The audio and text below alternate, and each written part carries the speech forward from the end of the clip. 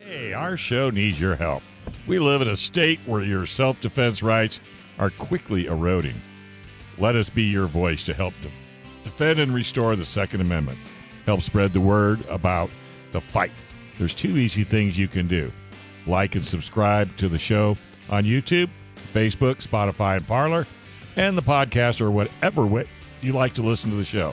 Share the show with as many friends as you can.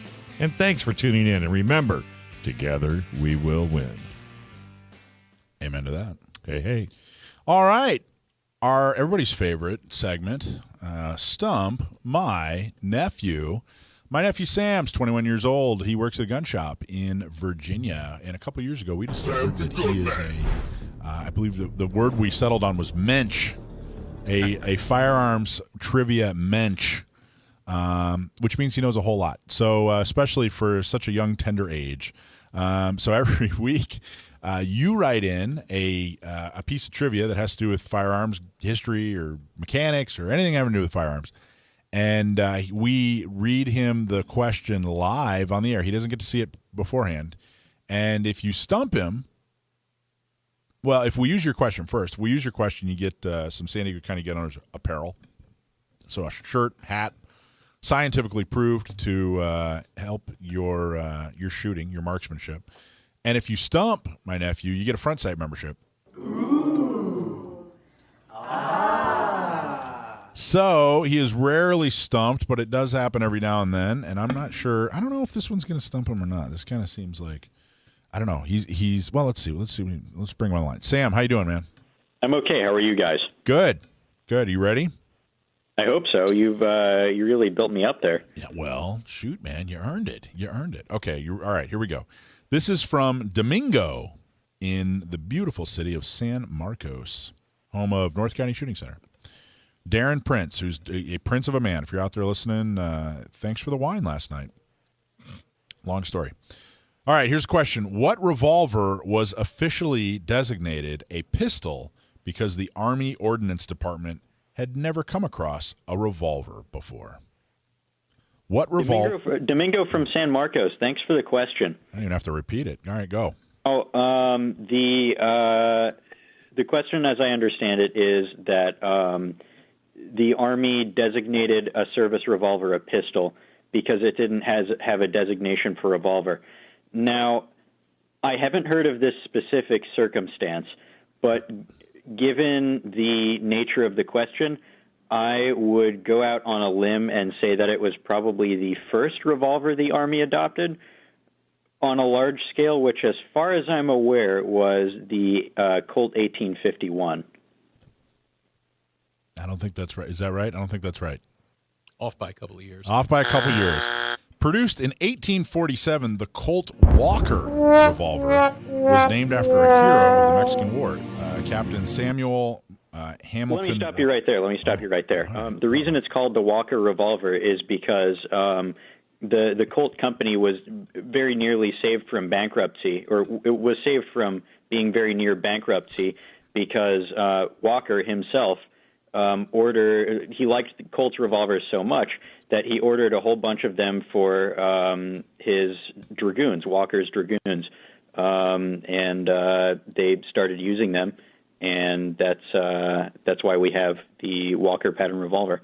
That's correct. Who was instrumental in ensuring the Colt secured an official U.S. government contract helping the company avoid bankruptcy. So even when he gets them wrong, he gets them right. He missed it by 2 years. That's all it was. Yeah. Or you typed wrong. A little bit more about it. This is the Colt Walker revolver. It was reputed to have firepower similar to that of a rifle and made U.S. cavalrymen formidable opponents on the western frontier. It was a 6-cylinder revolver that could take up to 60 grains of powder and a 44 or 45 caliber lead ball. Up to 50 grains.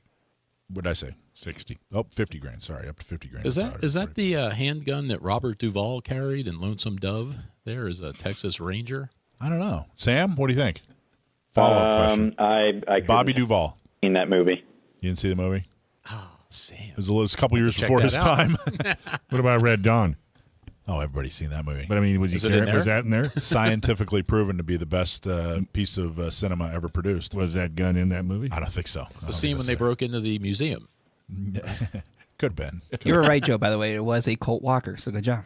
Oh, look at that. Nice job. So I know my lonesome dove. Yes, you do. Well, that's awesome, Sam. Sorry you got this one wrong, but you made up for it with knowing what a Colt Walker is. So you're only half wrong. Yeah, so, that's all right. So somebody's going to get half a hat, half a shirt. Yeah. So what do you got going on? You get anything exciting? You got an exciting gun store story for us? No, not really. Everything's sort of, same old. The whole industry is still in a state of turmoil, like it has been for well over a year now.